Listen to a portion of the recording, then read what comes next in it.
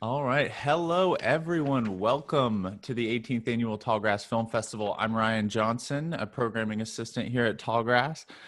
Just wanted to take a moment to thank all of our sponsors out there and every single one of you for joining us for Tallgrass this year. It means the world to us to have you here and watching the films and watching the Q&As and voting for your audience award winners and all that stuff. Thank you so much. We could not do this without you.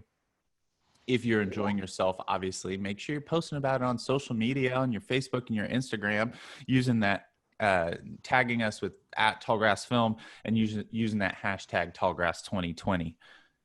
Today, I would like to welcome Cheng Herng Shinn, all the way from Tokyo, with his film Dump Matsumoto. Welcome, Cheng. Hello. Hello. Hello. How are you doing? Good, man. I'm good, man. Yep. Healthy. Yeah. Can't ask for more. Yeah, no, that's great. I mean, it's this year especially we gotta pick all the little things, all the just count our blessings and Exactly. just keep moving. Well, awesome. Well, I'm so happy to have you here with us today.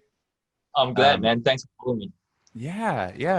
I was just blown away by this shorts block that the sports shorts block that Hannah had programmed, and it just blew me away. And one of the films especially is Dump Matsumoto. Oh, thank you very much. I just think that it's really, yeah. I mean, I just think it's a really beautiful film about kind of wrestling, in the physical form, but also, just the past and these demons and these moments that kind of get away from you. And yeah, you have mentioned an interesting word because you used the word wrestling, and it just occurred to me that she's wrestling with the demons of her past.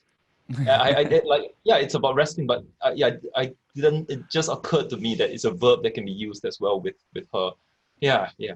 Wow. So, Okay. well, you're welcome. You can have that one. You use that.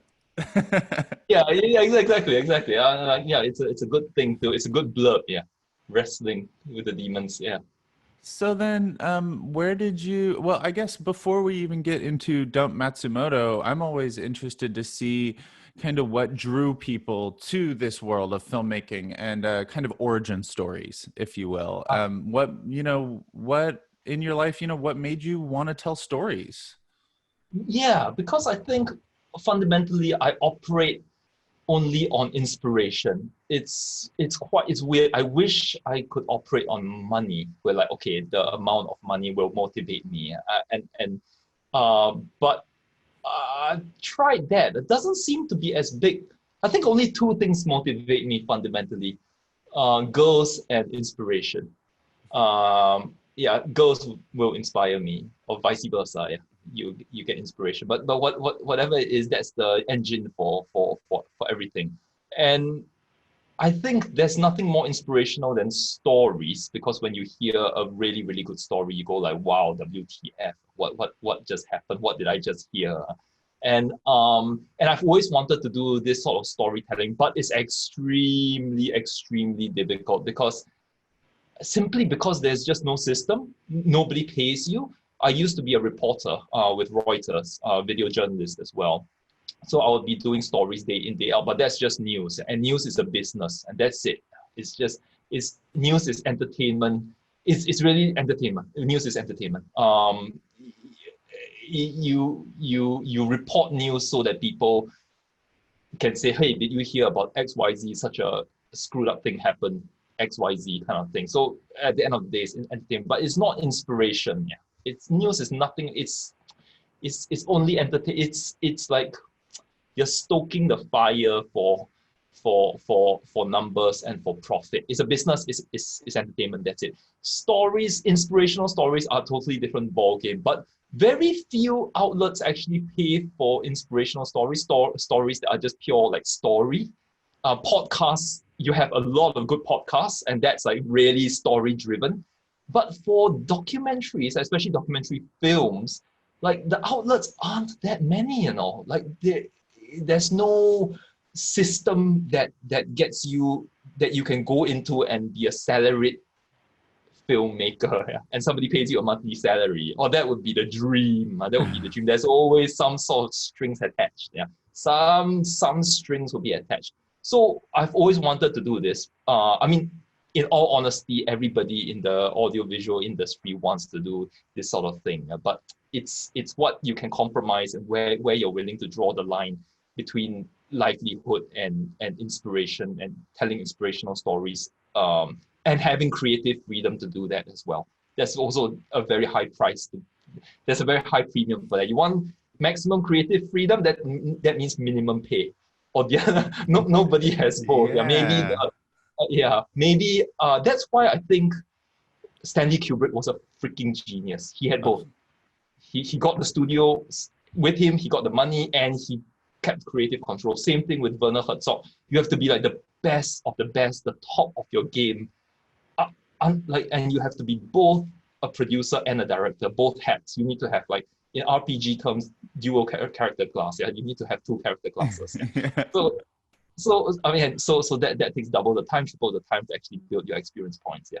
So yeah, so that's basically why I wanted to get into this industry. Took me a freaking long time, 10 years, to get here to where I am right now, simply because I want to tell inspirational stories that fundamentally inspire and cut the bullshit about whether it is relevant, whether it is news, whether it is current affairs.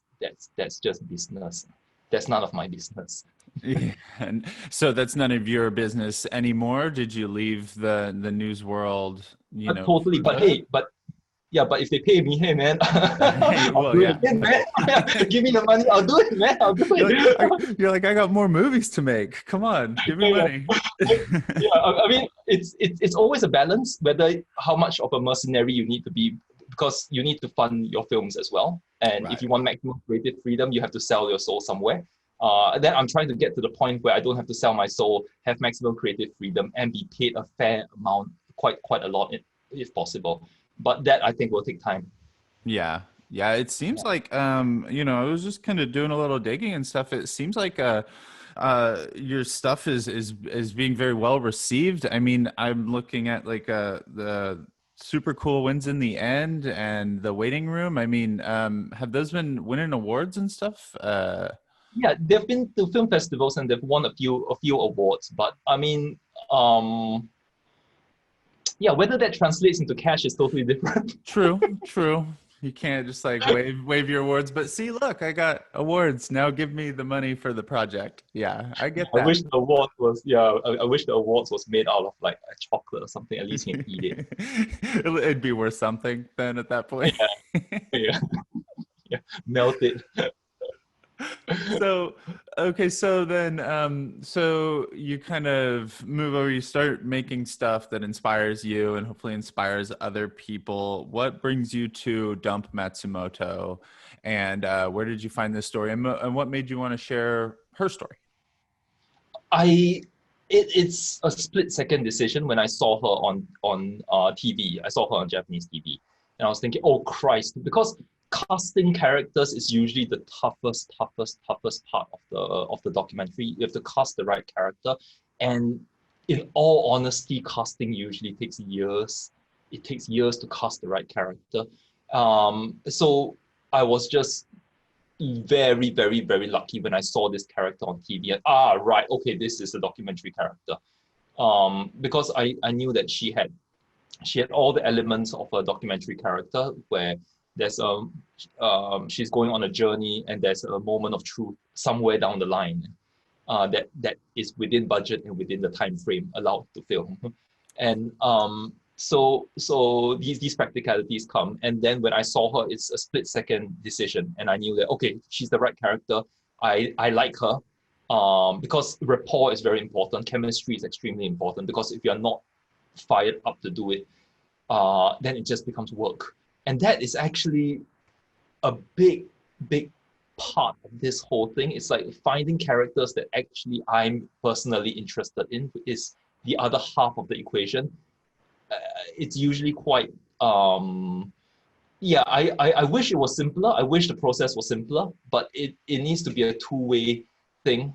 And when I saw her story, I just knew that, okay, it's universal as well, because family stories are always universal. Yeah, everyone's got a family to one degree or another, So yeah, I just thought that it was really gripping because you look at Dump Matsumoto, and I don't watch it as much anymore, but I used to watch like American professional wrestling ever since I was a kid, and you look at someone like Dump Matsumoto and you just go, oh, that's a heel right there. That's like, she just looks mean.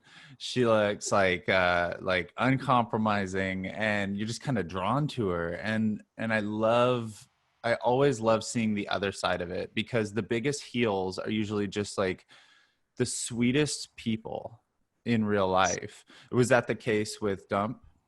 Oh, Or she's an, yeah, how Dump, do you pronounce her name? Dump Matsumoto. Her real name? Matsumoto Kaoru. Karu. Okay. Yeah, Kaoru. Was it Kaoru? Kaoru. Yeah, it was like Kaoru, and I didn't know how to pronounce Ah, it. yeah, Thank you, Kaoru. Karu. Kaoru. Yeah, Yeah. is she just as sweet as I imagine? Oh, she's the biggest teddy bear. She's the biggest teddy bear. So sweet. Such a good person. And the reason why she became a heel was because um there's a very good backstory which I can't seem to remember right now. but it's a wonderful thing, because another person who was, I think her senior, who was the heel, was telling her that um uh I can't, damn it, I just can't seem to remember. It's a really, really very, very touching story. But it says that for people who are not the heels, who are baby faces, the other side of the heel, who are baby faces, they have something to hide. They have a darker side to them.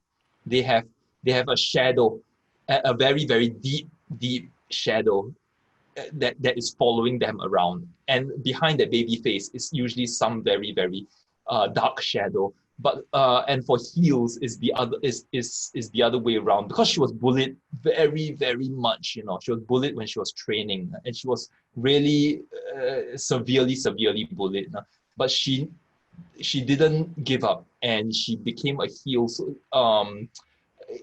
yeah, it's a very, I can't even remember, but I just remember it being a very touching story where it showed that she had an extremely good character, extremely good. And when I was talking to her, and when she talks to me, my God, man, she is a really, really special human being. Yeah, you could just tell. And I think that goes back to you saying, you have to be inspired by the person, or by the story, the character, and I think in order for everyone else to really feel it, I think, you're able to capture that person and that soul, and it just resonates with everyone else. So thank you for sharing her story Oh, with us. I was unfamiliar with her. Looking her up, it's amazing to see that she was all Japan pro wrestling from the 80s, and was like a trailblazer for people that I grew up watching, like the Road Warriors and stuff, that wore the big spikes and the mohawks and all that. Were you familiar with her back in the day at all? Before any of no, this, or? not really. She's super famous in Japan, super famous. But I was never really into female pro wrestling, and I think she operated in the 80s and 90s, I think, and she was really, really famous. But when I told people around me, yeah, I'm filming Dump Matsumoto, everybody around me went, whoa, that Dump Matsumoto, wow, okay. So but I didn't know her from before, so I only knew her as a very, very kind human being. And then when I watched like previous footage of her using the fork to stab somebody on the head, yeah, Yes. and the person bleeding, I was like, oh, you're badass, man, badass. Yeah, I mean, it's crazy. I mean, Japanese pro wrestling, it gets so extreme, and it's just intense. It's Yeah, crazy. she's got it down to a fine art though, because she says that if you if you stab here, there'll be a lot of blood, but no scarring. And then if you stab it here, that's bad shit. She's got it down to fine art. And she says that the person who stabbed must trust me to stab her, because if the other person, if there's no trust, if there's no mutual trust, this thing can go very wrong very fast, because she knows exactly where to stab with the maximum amount of blood without any scarring or anything showing. So I think she's the only person who has actually done research and development into this, like the art of stabbing. So she can stab you with a toothpick, you know, Uh-huh. and if she stabs you here, no blood comes out. If she stabs you here, then there'll be a trickle of blood. So she knows exactly where Oh my to. God. She's got like a Grey's Anatomy book and is like, Yeah. okay, here's where all the capillaries are and everything. That's crazy. Well, I used to watch a guy growing up. His name Mankind, and he went by a Okay. bunch of different names. And yeah, he was like he would kind of do a lot of the stuff that you would see in like Japanese pro wrestling. It was all like extreme stuff, thumbtacks and like glass and all that crazy stuff. And it just always blew my mind. So to see her doing this and doing a lot, you know, doing this into her 60s. Yeah, she's now 60. She just had her 60th anniversary, like, birthday wrestling match. Yeah. So she's still active. Wow, she's still active. Yeah. That's Yeah, at 60 crazy. years old. That's insane. Did She's she still like, go over like what keeps her active? I mean, did you go over any workout routines or like eat right every day? What's her secret? she can hardly walk, you know. She's I limping, you know. She's know. limping, you know. And she can hardly stand up, you know. But once she's in the ring, it changes. Everything changes, you know. She goes for injections. I didn't have time to film all these things because of Corona. But because I did it just before Corona hit, and Oh, then yeah, so I squeezed the film out just as I got the scenes just as the coronavirus was hitting and everything was in lockdown. So I was supposed to film her getting injected with some sort of serum in the knee and everything. And that's how she can withstand the pain, because she's in constant pain. oh And no. she cannot bend her knees. Her I think her knees are artificial. I think one leg, one side of it is she has artificial kneecaps. Yeah, but once she gets into the ring, she forgets everything, and I think she blocks out the pain. I think that's just muscle memory. Yeah. Yeah, that's kind of like you see like Ozzy Osbourne or someone and he's just very kind of frail and seems like he's not there and the second he steps on stage to play a concert, then he's like 40 years younger, you know. It's like Right. it takes over. Yeah. Um wow, that's impressive. It's unbelievable the kind of punishment that you know these folks put on their bodies for so many years and they just keep going out for it. So then you know you want to do this story about Dump Matsumoto. At what point does the father the Goro, you know, through line come out, and at what point did you decide that that's the story? Oh, that was always the story, Was because it? the 60-year-old wrestler still wrestling can probably grip people for 90 seconds, maybe 2 minutes. And then people will be asking, okay, so what's the story now? We've seen this. So like the main thing was to never make it into a freak show, because that's like, yeah, freak shows only last for a minute. Yeah. So it's because she's such a multi-dimensional person, and Goro and her relationship with the father was always the original purpose. It just happened that she had a very sexy hook, which was a 60-year-old wrestler. So that was just the superficial narrative. The underlying narrative was always about a father-daughter relationship and how she came, yeah, how and that journey that she had to go through, internal journey. Because it seems that most of my films, if not all my films, are about family. So I think that's why I was magneted. I went in this direction. I was hooked on to her because I knew that she had a family story at the core, unfinished business. Yeah. Yeah, I mean it's It's really beautiful. I mean, it definitely resonated with me to just, kind of let things go and don't hold on to grudges and, take advantage of the time that you have with these people while you have it. Because, to hear how much she, despised her father and wouldn't talk to him and all of these things. And then to see the inverse of that, where she's saying, I just wish I had more time, was heartbreaking and a universal story that I think that everyone feels from time to time. So, Just I just think yeah, it's beautiful. yeah, it just reminds you of the ephemeralness of everything. Like it can be, yeah, can't take anything for granted really. Hmm. Yeah, it's like, yeah, it's just ephemeral. Everything is just fleeting. Was there anything throughout the process that, you wish you had been able to get that you weren't able to get because of Corona or just because it didn't work out? Yeah, actually I wanted more scenes. I wanted a lot more scenes, but because Corona kicked in, so these were the scenes that I had with me on hand. So that this was the film I made. But I mean I wanted like that injection, going to the doctor, talking with the doctor, and the doctor telling her like you crazy man, you still doing this kind of scene.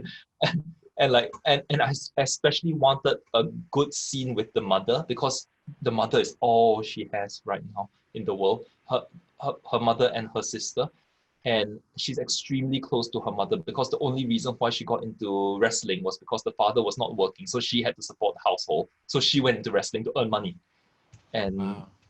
yeah, and because a wrestler could earn 10 times more than a office lady in the 70s. So okay, yeah, then just pay the price with your body. Yeah? And yeah, and I really wanted a good scene with the mother, but I could only visit them once. So I really wanted like a very nice dinner scene or something. But I mean, but it was what it was. So yeah. Yeah. Well, I think you did an incredible job. I know that especially with, the whole world getting flipped and turned upside down. Um, so then you decide clearly can't really proceed very much with the project. And you go into the editing room. I mean, it found its legs. How has this year how has it gone with have you been in other festivals and things of that nature? Are you showing it around? Yeah, yeah, it's gone to Korea, South Korea, at the EIDF, EBS International Documentary Film Festival. So it was shown there, and that was great because it was broadcast on television in Korea as well. They have their own TV channel. It's their educational channel, something like PBS, and they showcased it there, which was great. Yeah, and I'm quite satisfied with that actually. And right now, I think we'll be traveling more, but we'll see. Because well, film festivals, they are pretty hard to get into. They're really Oh hard yeah. to get into. Yeah. Yeah, I know that from personal experience. yeah. Especially this year because it Oh seemed like yeah, everyone was canceling or moving it or delaying it and all those things. So then, hopefully things will get back to normal for everyone one of these days. But what are you excited about? What do you have anything that you've been working on while you've been in quarantine this year or anything that you're developing or that you've got coming up? yeah. I've got quite a few things coming up right now. Mainly, I'm working on my feature film in Italy right now. But as for the quarantine, I've been staring at the blank wall, trying not to go insane. Yeah, so in not going insane is a win. It's just a win. I don't need to ask for more than that. Yeah, just not fucking it up is a win. Yes. Then yeah, so I think the Italy thing is will be next, will gain momentum. So I think at some point I'll have to shovel. I have to be a construction worker, earn some money, and then go to Italy. So, uh, yeah, let's do some construction work, man. Yeah, yeah. Hey, whatever you got to do to get Yeah, whatever the you can do. project made, right? I Exactly. think, yeah, I mean, we have a motto here at Tallgrass, and it's stubbornly independent, and that's exactly, That's exactly what it is. I mean, it's doing whatever you have to do uh, personally to get that thing made, and Yes. it's inspirational. Yeah, it ain't sexy, but it gets the job done. Yeah, it may not be sexy, but we'll get it done. Yeah, Uh, yeah, you have to. Like what, how, like, I, I sort of figured out that you can. I'm doing the film fest, the pitching route and the film forum, that pitch forum circuit and everything, taking the Italian film on the circuit and meeting people, expanding the network and everything. Um, but I just have this gut feeling somewhere that working and earning money and saving is faster. yeah, it seems. I don't know what it is. It seems like, and I mean, I don't have a ton of personal experience in this, but I can imagine, that it seems like they want everything but your project sometimes, and you're just like, why not this? This is Uh, great. This is a great hook. This is a great pitch, and I'm sure it always seems like it's good. It's like right person, right place, right time. You can't even you can't yes, even yes. plan for it. Yeah, yeah, makes sense, makes sense. Yeah, right person, right place, right time. Yeah, yeah, yeah, yeah, Yeah. yeah, yeah. I guess you just have to be prepared to a point where, because luck favors the prepared. So I think it's just a matter of preparation to a point where when that opportunity comes, just you are in a position to grab it. Because Yeah. And that's what I've heard too, because I listen to a lot of filmmakers and a lot of podcasts and stuff like that. And that's another thing that I've learned too is it seems like you make a thing and then you mm, always make sure you have another thing like uh, packaged and ready to go. So the second someone right, says, "Hey, I liked that. You got anything else?" You can go, "Here you go. I have this yeah, right yeah, here. makes sense. You want to Yeah, make yeah, this?" And so yeah, yeah, luck favors the prepared. yeah. The next candy bar must always be in your left pocket. Yes. So when they finish eating that candy that you've just handed to them, you can hand them another one. Yes. And they go, "Oh, this one's even better. I would like a whole box of these candy bars, please." Oh Well, man. I really I hope nothing for the but the best for you, Oh, thank you, and man. good luck. Don't go crazy staring at walls, and keep making movies. Yeah. I thought that this is just a wonderful film. So, Oh, thanks, man. Thanks, man. thank Really you. wish I could have been to Kansas. Really wish. I Yeah, know. man. That's been the hardest part of this whole thing is talking to everyone about how much we all wish we could be together here in Kansas. That's a huge part of Tallgrass is getting everyone together and Yeah.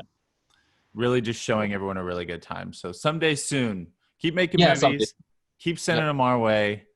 Oh, thanks, man. We'll get you out here to Kansas and get you some Oh, great. barbecue. Oh yeah, baby. Oh yeah, baby. Now we're talking. All right. Hey, thank you so much, everyone, for joining us. Make sure you vote for those audience award winners. Vote for Dump Matsumoto and vote for all the other films that you're loving this year. Thank you, Cheng, so much for joining us. My pleasure. Thanks for calling me. Yeah, I really appreciate it. Have a great day. All right. Yeah, same to you, man. All right. Bye.